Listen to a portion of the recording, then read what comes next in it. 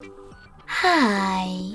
In front of me is VIVO T1 Pro 5 and today I would like to show you how you can manage easy mode.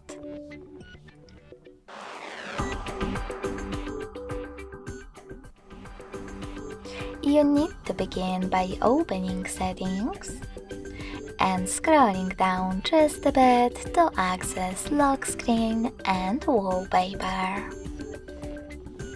Now tap on Simple Mode and click on this switcher at the top in order to activate it.